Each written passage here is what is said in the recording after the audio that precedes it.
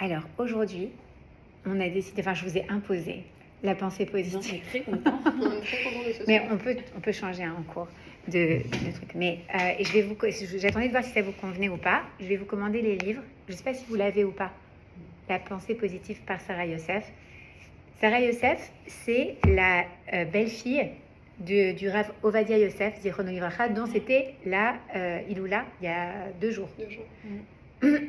Et elle a écrit ce livre. Donc en fait, elle a commencé à enseigner ça il y a à peu près 17 ans, quelque chose comme ça. Aussi bizarre que ça puisse paraître, c'était pas un sujet très diffusé dans le monde juif avant ça. Alors que pourtant, ça fait partie des enseignements de base du judaïsme. Mais c'était pas, si vous voulez, organisé comme ça, en tant que tel, pensée positive. C'était pas un truc, ça faisait partie de la culture juive, ça fait partie de la pensée juive, de penser positivement, d'apprendre à contrôler, à diriger ses pensées et de comprendre comment est-ce que la pensée peut influencer notre réalité. Mais elle a décidé de l'enseigner. Pourquoi ? Parce qu'elle a vu qu'en fait, dans cette génération-là, il y avait énormément de problèmes d'anxiété. Et réellement, quand on regarde, que ce soit en France, aux États-Unis, peut-être en Israël, je ne connais pas vraiment les chiffres en Israël, mais dans beaucoup d'endroits du monde, quand tu regardes quels sont les médicaments qui sont pris en priorité, les anti-anxiolytiques. Pourquoi ? Parce que les gens ne savent pas comment gérer en fait leur stress. Et les femmes, en fait, étant donné qu'on l'a étudié plein de fois ensemble, les femmes, on est vraiment la maison, on est l'énergie de la maison. Donc, si on est nous-mêmes un peu perdus ou dans une sorte d'ouragan émotionnel, en fait, c'est difficile d'infuser au sein de notre foyer du positif, quelque chose de construit. C'est difficile, c'est vrai. Je vais vous dire, moi par exemple, j'ai reçu ce livre il y a combien d'années ? C'était 5773. Wow. Ouais, mais bon, je l'avais reçu en anglais en fait au départ. Donc il y a un peu plus de 12 ans. Je l'avais reçu d'abord en anglais, je crois, et ensuite on me l'a offert en français. Et ça a vraiment changé ma vie. À cette époque-là, j'avais beaucoup de crises d'angoisse. Je ne savais pas comment gérer mes émotions réellement. Et dans ma tête, très souvent, j'allais systématiquement vers le scénario peut-être le plus paniquant, le plus catastrophe. Et en fait, ça m'a appris ça et autre chose. J'ai fait d'autres efforts pour grandir là-dedans, mais ça m'a appris à canaliser mes pensées et à comprendre qu'en fait, ce que je pense a réellement une influence. Donc ça, c'est vraiment super important de le comprendre. Avant qu'on démarre ce livre, on va le lire ensemble. Je voudrais juste qu'on fasse des petits télim pour la protection de nos soldats, pour la protection de tout Am Israël, Bezrat Hashem, pour la réfoua chez les mains de tous les blessés dans tout Am Israël, et pour la réfoua chez les mains de 2 amies françaises qui ont la maladie et qui sont actuellement sous traitement. Alors, Caroline Yehudit Bat Simcha et Laurence Aviva Bat Sarah. Bezrat Hashem, Kadosh Baruch Hu leur donne à elle et ainsi qu'à Raphaël Yahish Ben Hana une réfoua chez les mains Bekarov et qu'on n'entende que des bonnes nouvelles pour tout Am Israël et pour tous nos malades. Donc, si vous voulez, je ne sais pas si vous voulez. Je ne sais pas si vous l'avez Oui, tu l'avais. Ah oui, je vous l'avais offert. D'accord. Alors, on va commencer par le Chaf et on va faire ensuite le Kouf Lamed. Lamnat Ser Mizmor le David, Yaranecha Adonai Biamtsara, Isagevecha Shem Elohei Yaakov. Ishlar Ezrecha Mikodesh Umityan Isaadecha. Iskor Kol Minchotecha Verolatecha Idash Nesela. Itan Lecha Revavecha Vecholatzat Chaimale. Neranena, Vishuatecha Shem Eloheinu Nidkol Imale Adonai Kol Mishalotecha. Ata Yadati Ki Yoshira Adonai Meshicho, Yaraneu Mishme Kodsho Bigvorot Yeshayemino. Elevarechev Elevasusim, Vanachnu, Veshem Adonai Eloheinu Naskir. Hema Kar'u Venafalu, Vanachnu Kamnu Vanitodad Adonai Yoshira Ramela Yaranenu Beyam Korenu. On va faire le Kouf Lamed également. Shira Maalot, Mima'amakim Keraticha Adonai. Adonai Shim'a Vekoli Tiena Oznecha Kashuvot Lekol Tachanunai.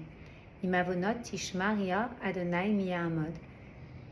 Ki mechas lera lemaran tivarer. Kiviti Adonai kiveta nafshi velidvaro ochalti. Nafshi l'Adonai mishomrim laboker shomrim laboker. Yachel Israël al Adonai ki m'Adonai chesed ve'arbe mofedut. Ve'u ivtet Israël mikol avonotai. Ok. Alors, attends, je vais essayer de redresser un peu ce truc. Et donc aujourd'hui, on n'a qu'un livre, on va se partager. Mais Bezrat Hashem, on va les lire ensemble. Je vais essayer d'en trouver en français et de vous les amener. Donc, d'abord, il y a la préface où elle explique pourquoi est-ce qu'elle a décidé d'écrire ce livre et d'enseigner ça. Parce qu'en fait, elle a fait vraiment des séminaires de pensée positive. Et d'ailleurs, je ne sais pas si vous aviez participé il y a quelques années on a organisé plusieurs séminaires de pensée positive avec Emma Ayash à l'époque, non? Ça vous dit quelque chose? Non. Maintenant, elle s'appelle Emma Elbaz. Et donc, elle était venue à Miami et on avait fait plusieurs rounds, mais je crois que c'était avant que vous arriviez. Oui, c'était il y a une dizaine d'années aussi. Et on avait fait donc ici plusieurs soirées d'affilée de séminaires de pensée positive et c'était vraiment très intéressant. Je pense que ça a aidé beaucoup de femmes. Je sais que dans le groupe de Biscayne Point, Mélissa avait participé, d'autres personnes avaient participé, peut-être Caroline ou je ne sais plus exactement. Il y avait plusieurs personnes qui avaient participé.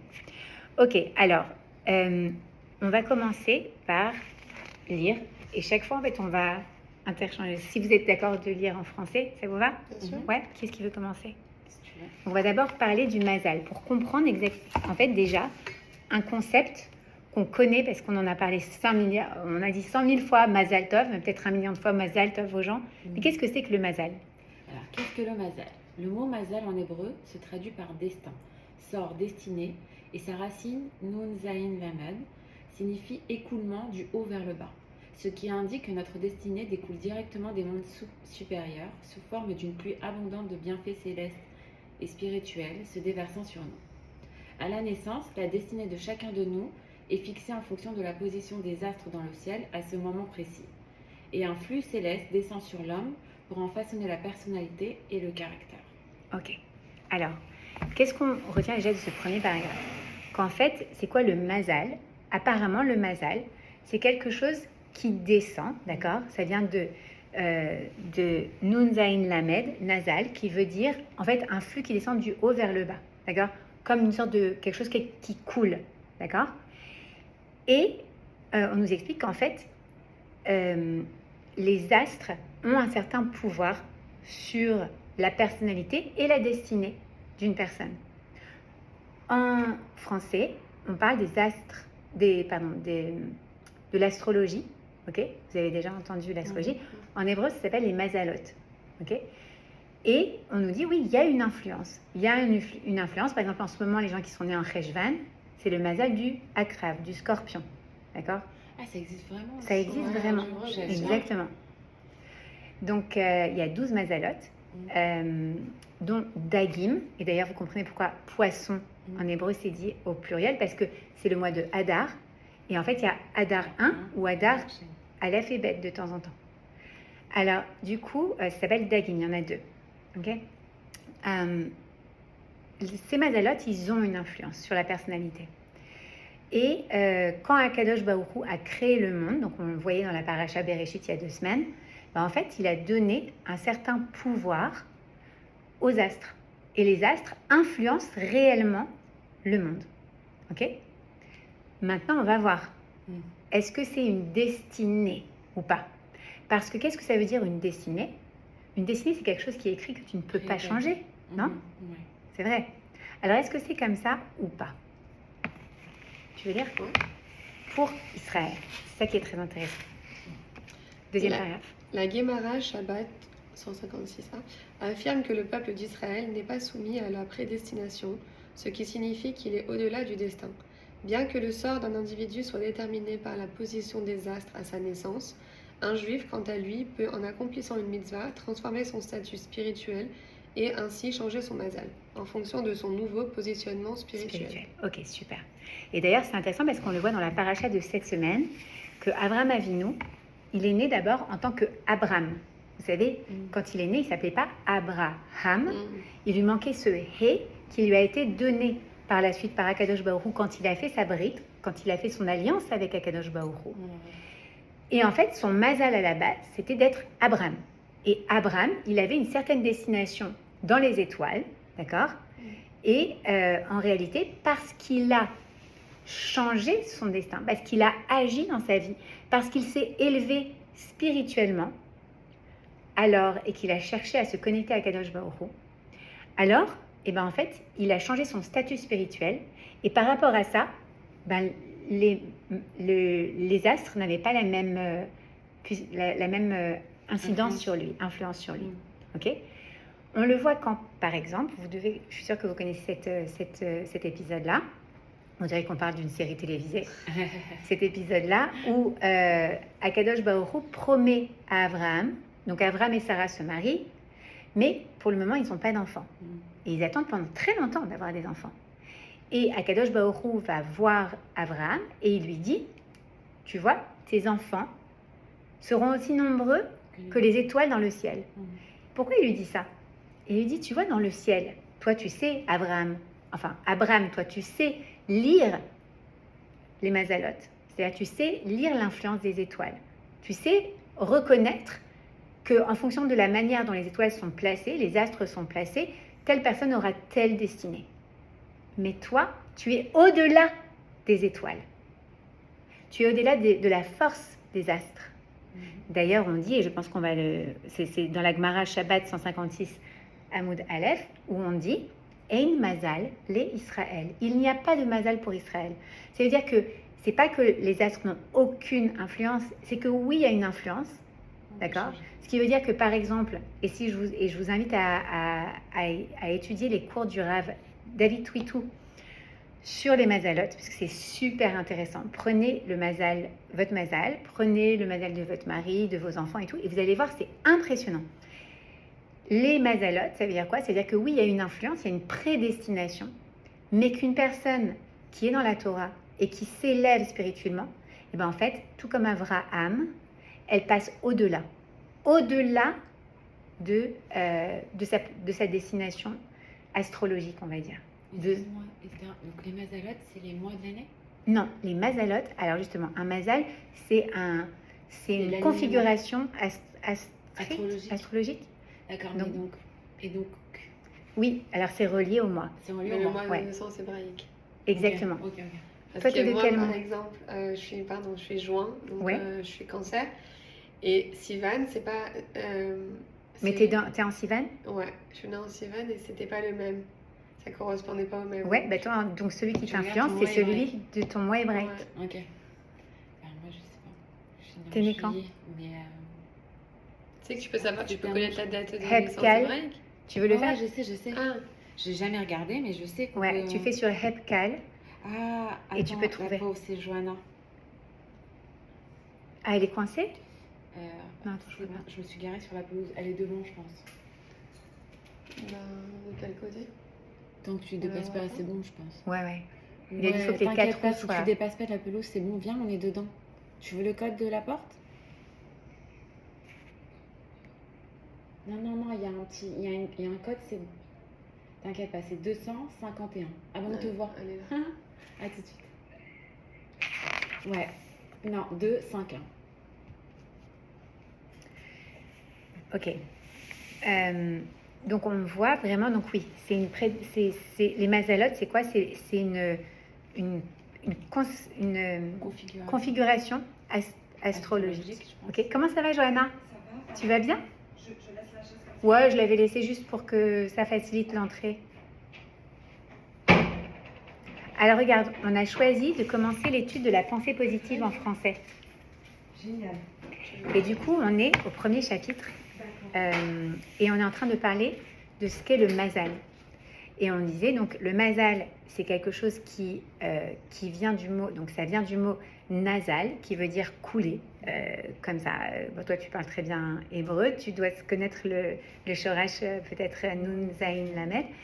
Et donc, on dit, en fait, c'est quelque chose qui descend, c'est quelque chose qui transpire et qui influence, tu vois, quelque chose qui coule comme ça et qui influence. D'où ça vient? Ça vient des astres. Okay? Quand on parle des mazalot, on dit c'est une configuration astrologique. On a par exemple le mazal Akrav, moi, je suis née au mois de Cheshvan, donc c'est le mazal du scorpion. Et on disait aussi, donc normalement, une personne qui est née à un certain moment, d'accord, selon la configuration des étoiles, ça va influencer sa personnalité et même son destin. Ok? Ça, c'est pour une personne lambda. Mais maintenant, la rabbinite Sarah Yosef, qui a écrit ce livre, elle vient nous enseigner autre chose. Elle dit, voilà, dans le traité dans la Gemara, dans le traité Shabbat, page 156 à Amoud Aleph, on dit que Ein Mazal les Israël. Il n'y a pas de Mazal pour Israël. Et quand est-ce qu'on voit le premier exemple de ça? On disait, c'est dans la Torah, justement, cette semaine, Lech Lecha, on est en train de voir... Salut Morgane, comment ça va? On a fait notre élim et j'ai pensé à toi. On a commencé à étudier la pensée positive, parce qu'on s'est dit que ça pouvait servir à tout le monde. Je vous ai un peu imposé dictatorialement. Ça vous plaît? C'est un livre qu'on doit lire? Non, on le lit ensemble en fait. Ah, on lit ensemble. On le lit ensemble et en même temps, on discute un petit peu de ce que ça veut dire. Donc, c'est un livre qui nous apprend à penser positivement et qui nous apprend surtout à comprendre comment, à travers la pensée, on peut créer notre réalité et on peut changer notre destin. Et on peut changer donc les choses qu'on a autour de soi. Donc, c'est un outil très très puissant, vraiment. Et je racontais en anecdote que moi, ça m'a beaucoup servi dans ma vie. Il y a une 12aine d'années, j'étais dans un moment de ma vie qui était très stressant et je souffrais beaucoup d'anxiété. Et grâce à ces enseignements, aux enseignements de la rabbinite Sarah Yosef et aussi à d'autres enseignements que j'ai eus, mais toujours sur la pensée positive, ben vraiment, j'ai réussi à transformer et à aller au-delà, à surpasser en fait cette épreuve qui était la mienne à ce moment-là. Donc, j'espère qu'elle pourra servir. Vous n'avez pas besoin d'être anxieuse pour que ça fonctionne. Ça fonctionne pour tout. C'est-à-dire que ça permet réellement de comprendre, OK, dans n'importe quelle situation, je peux influencer ma réalité. Mais c'est juste extraordinaire. On croit qu'il n'y a que les magiciens et que c'est pas vrai, que ça n'existe pas. Mais si, on peut, avec notre pensée, influencer. Le rabbi Milubavitch disait, là où ta pensée est, tu es. Pense bien et tout ira bien. D'accord? C'est pas juste une phrase en l'air. C'est vraiment, en fait, ce qu'on pense crée là où on est. Je vais vous donner une halakha, par exemple. J'avais étudié avec vous trois, en tout cas, la Tarata Mishpacha. On l'a pas encore faite ensemble. Mais vous vous souvenez, il y avait une loi dans les 7 jours, dans les vérifications des 7 jours, où on disait, en fait, si jamais une personne a fait une bédika, mais qu'elle a une question, elle fait une she'elat au Rav, d'accord, elle donne sa bédika au Rav pour vérifier, et qu'elle ne sait pas, elle n'a pas encore la réponse, elle doit quand même, et que c'est bientôt l'ashkia, le coucher du soleil, elle doit quand même faire une bédika en ayant en tête, pour intention que si jamais le Rav, il lui dit que la bédika n'était pas bonne, ben ce ne sera pas une bédika, mais ce sera son efsek tahara. C'est-à-dire qu'on est en train de dire, quoi, avec la pensée, je change la destination de cette petite bédika, ça ne devient pas une bédika du jour numéro 3, mais ça devient le efsek tahara, sans lequel je ne peux pas aller au mikvé. Alors que la bédika numéro 3, je peux y aller au mikvé si je ne l'ai pas faite. D'accord? Donc je suis en train de transformer la destination de cette chose. Oui, juste avec la pensée. C'est fou. D'accord? Pareil, on connaît la force de la parole. Donc là, on était en train de parler de ça. Et on disait, la rabbinite, elle expliquait qu'en fait, le mazal, il s'applique à tout le monde. Le mazal, c'est quelque chose qui coule verticalement, qui vient, en fait, imprimer dans une personne une destinée. D'accord? C'est ça, un mazal. Sauf qu'on disait, justement, que ça, c'est vrai pour l'humanité, pour les béné Adam, d'accord, l'humanité, mais qu'en fait, Israël, on bénéficie d'un traitement de faveur. C'est qu'on apprend dans la Gemara, traité Shabbat, la vie qui va réviser, page 156 à Amoud Aleph. Qu'est-ce qu'on apprend? On apprend que justement, il n'y a pas de mazal pour Israël. Il n'y a pas de destin pour Israël. Comment est-ce qu'on peut concevoir ça? Ça veut dire qu'en fait, il y a une influence du désastre sur moi, donc c'est l'astrologie, mais c'est pas Madame Soleil, d'accord? Madame Soleil, elle dit n'importe quoi, en général, enfin, elle s'inspire, les mazalotes, c'est une science qui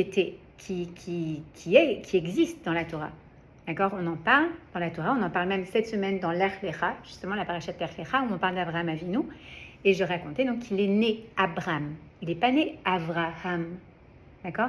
Il a gagné ce hé. Comment? En s'élevant spirituellement, en se connectant à Kadosh Baruch Hu, en ayant de la émouna, en devenant un ivri. Puisqu'on ne peut pas dire qu'il était yéhoudi, il n'était pas encore juif, mais il était hébreu. C'est lui le premier hébreu. On l'appelle Ish Ivri. D'accord? C'est lui le premier hébreu. C'est lui qui va à contre-courant contre toute l'humanité. Et parce qu'il va à contre-courant contre toute l'humanité qui est païenne à cette époque-là et idolâtre, et que lui, il va se battre par amour pour Akadosh Baruch Hu, pour élever non seulement lui, mais tous les gens autour de lui, parce qu'il fait vraiment un travail de kirouf de ouf, Avraham Avinu. C'est le premier Beth Rabba du monde entier. Sa tente, elle était ouverte aux 4 coins pour faire venir tout le monde à l'intérieur. Et qu'est-ce qu'il faisait, lui et sa femme? Ils étaient partenaires, non pas en crime, mais en mitzvah. Okay? Et qu'est-ce qu'ils faisaient? Ils faisaient à manger, ils faisaient en plein milieu du désert. Pour faire quoi? C'est sûr, c'était des Marocains, à un moment. Ils faisaient des tables de folie, d'accord? Et les gens venaient passer, tous les passants qui passaient dans cette oasis venaient comme ça, ou là où ils se trouvaient, ils venaient, et ils mangeaient ces mets, donc c'était en général des pitotes, c'était des fruits secs, c'était tout ce qu'ils pouvaient trouver, peut-être du lében, des fromages, des choses comme ça. Ils mangeaient, et après, ils disaient, bon alors, combien je te dois? Aubergiste, genre, tu vois, combien je te dois? Et Avraham Avinu, il disait, ah, mais tu me dois rien à moi. C'est pas moi qui ai créé tout ça. Tu sais à qui tu dois? Tu dois remercier Akadosh Baruch Hu, qui a créé le ciel et la terre, et qui a créé tous ces délicieux mets que tu vois sur la table et qui t'ont satisfait. Et donc, il les invitait à faire le Birkat Hamazon. Tu t'es rassasié, maintenant tu remercies Hachem. Et grâce à ça, il a fait faire Teshuvah, et il a fait connaître Hachem à l'humanité. C'est pour ça qu'Abraham est le père non seulement du judaïsme, mais de toutes les religions monothéistes, entre guillemets. Ses enfants vont former la chrétienté, l'islam, les Havdil, mais c'est ses enfants à lui aussi. Et même, on dit, certaines parties en Asie. Ok? Donc, ouais. Il est sur tous les fronts. Oui, il est sur tous les fronts.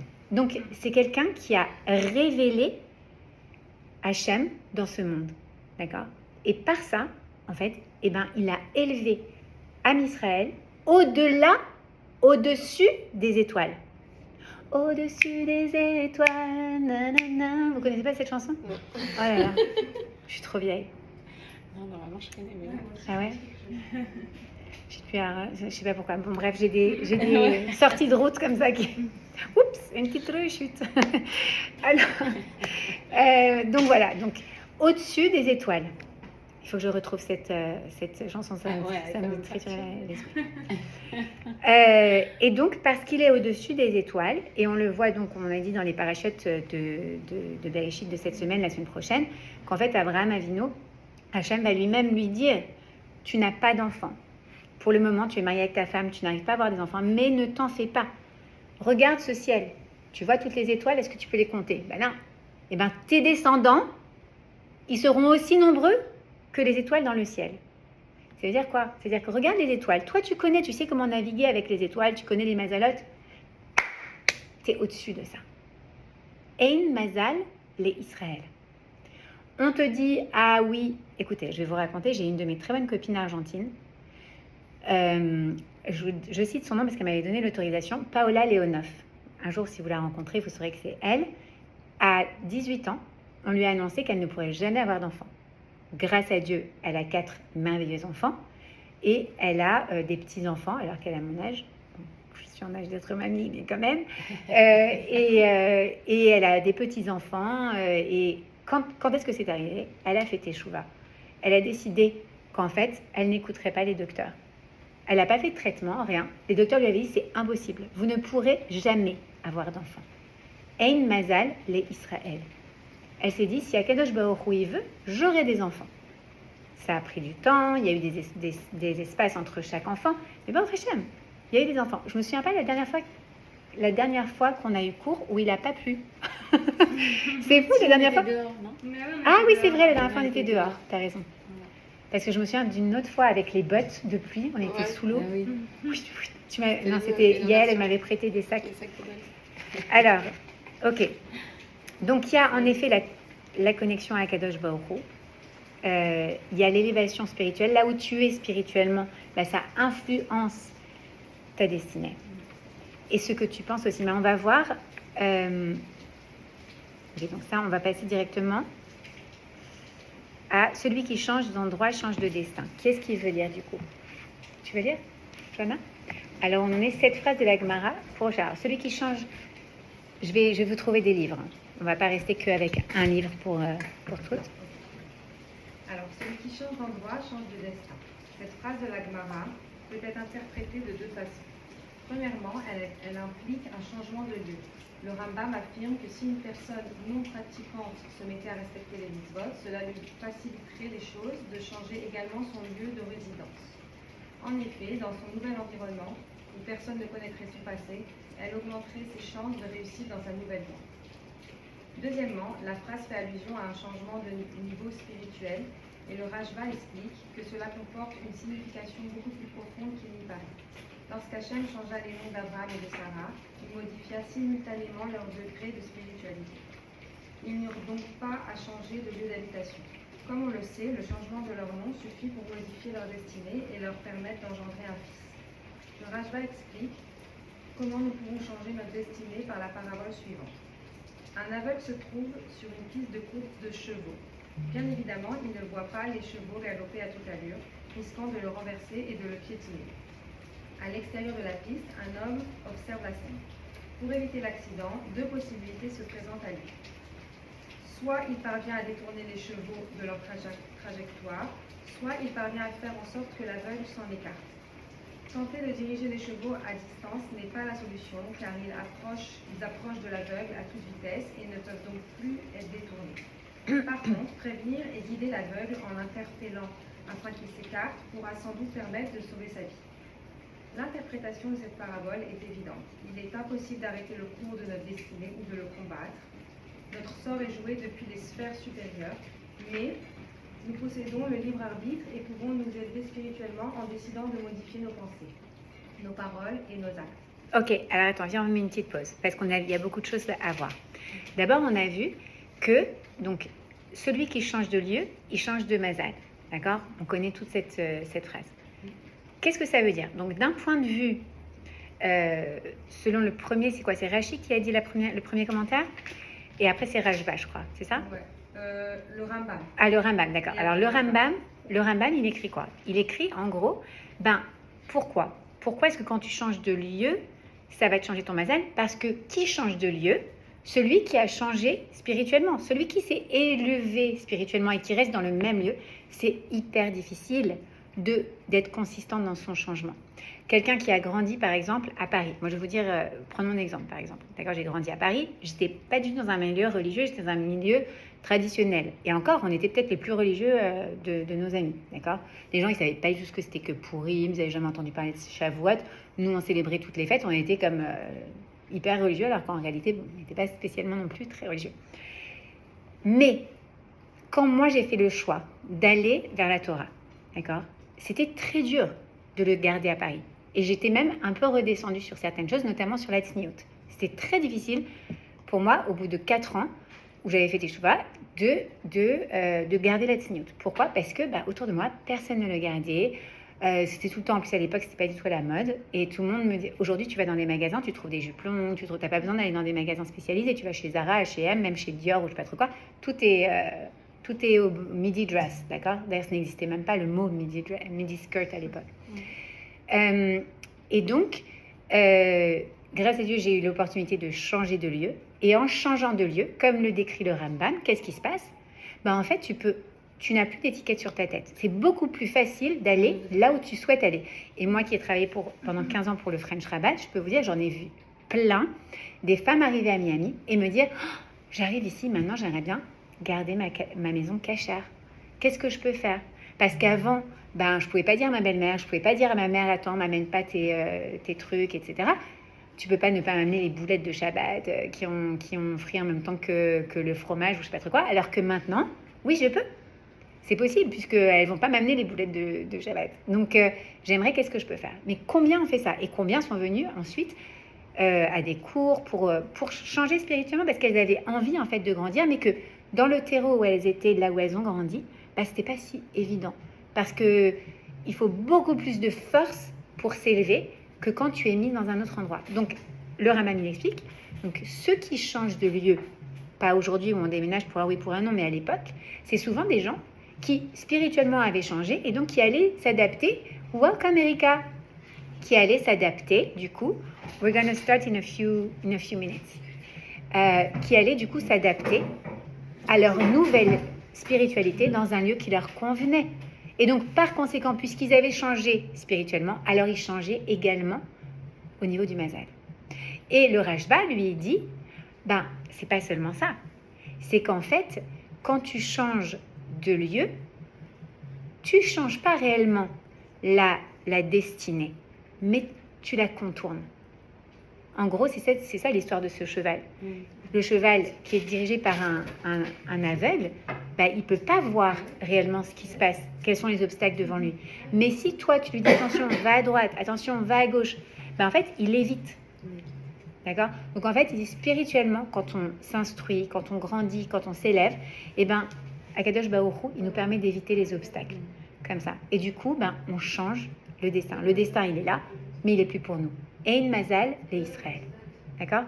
C'est intéressant de voir ça. Et donc, ta dernière phrase, si je ne me trompe pas, c'était à travers notre pensée, nos actions et nos paroles, qu'on peut changer. Ce sont les 3 choses sur lesquelles nous avons un pouvoir.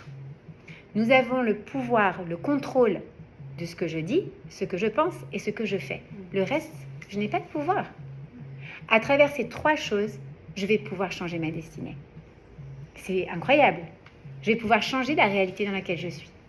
À travers ce que je dis, ce que je fais et ce que je pense. Ok ? Avec Erika et le groupe en anglais, on va étudier la Emouna. Je vous invite à rester si vous voulez, parce que vous avez eu un petit cours. Et vous pouvez de toute manière toujours rester pour le cours en anglais, parce que tout le monde parle anglais, vraiment. Ok ? Alors, la semaine prochaine, on continuera avec ça. Je vais essayer de vous trouver les livres en français pour que ce soit plus pratique, Medrat Hacham, pour les lire. Mais voilà, je vous dis, c'est un outil hyper puissant. Et vous allez voir, vous allez vous en servir. On a étudié le couple, on a étudié l'éducation, on a étudié la femme ensemble. Bon, Joanna, t'as manqué, mais on va le faire à un autre moment, Medrat Hacham. Et réellement, dans ces 3 domaines, on peut se servir de la pensée positive. Dans tous nos domaines de vie, en fait, on peut se servir de la pensée positive pour se déplacer, pour changer les choses. Et parfois, même notre perspective de vue. Tu vois, parce qu'il y a des choses que tu ne peux pas changer. J'ai expliqué ça à mon fils adolescent, c'est dur pour des adolescents de comprendre ça. Quand tu es dans un système, tu ne peux pas changer le système. Tu peux te battre toute ta vie. Il y en a qui veulent se battre toute leur vie pour changer un système. Tu es dans un système à l'école, tu ne peux pas changer ce système, c'est comme ça. Tu peux soit te révolter, être malheureux, te blâmer, etc. Soit tu peux décider, ok, à l'intérieur de ce système, comment est-ce que je peux arriver à avoir des choses qui me plaisent pour y naviguer correctement et pour justement contourner ce qui me déplaît. Il faut apprendre à ça, parce que c'est ça le bonheur. Comment est-ce que tu vas être heureux ? Il y aura toujours quelque chose que tu veux pas, mais tu peux pas tout contrôler. Tu peux contrôler ce que tu penses, ce que tu dis, ce que tu fais. Alors essaye de faire en sorte qu'à l'intérieur de la situation dans laquelle tu es, que ce soit un système à l'école, que ce soit une épreuve dans nos vies, que ce soit une situation géographique, émotionnelle, peu importe, parfois même médicale, allez-nous, d'accord ? Il y a toujours en fait un moyen à l'intérieur de ça de changer la manière dont on va le percevoir et d'être heureux malgré ça. C'est ça la clé, on l'avait vu quand on étudiait les Pirkei Avot ensemble, la clé du bonheur. Qui est riche, Ezeu Ashir, à sa mère Bechelko, celui qui se satisfait de son sort. C'est-à-dire qu'à travers ce que j'ai, je vais être heureux avec ça. Parce que sinon, je vais être malheureux toute ma vie. C'est hyper difficile. Il y en a qui l'ont plus naturellement que d'autres, c'est un don, franchement. Et pour d'autres, c'est dur. Vous voulez partager quelque chose ? Non, moi je voyais différemment en fait. Le mazal. Je voyais pas ça dans ce sens-là. Je voyais plutôt qu'il y a plusieurs chemins. Et en fait, en fonction de ton mérite, tu prenais le bon chemin ou pas. Tu vois, je voyais pas dans le même sens. Comme une sorte d'arborescence. Voilà. C'est un peu comme ça quand même, tu vas voir. Parce qu'en fait, en fonction de ton choix eh ben, tu vas suivre un chemin ou un Prends autre. le bon. Ouais, tu as raison. Donc, c'est une belle image. J'aime beaucoup cette visualisation de l'arborescence. Tu veux partager quelque chose? Non? Johanna? Pas tout de suite? Salomé? Ok, alors bye, à la semaine prochaine.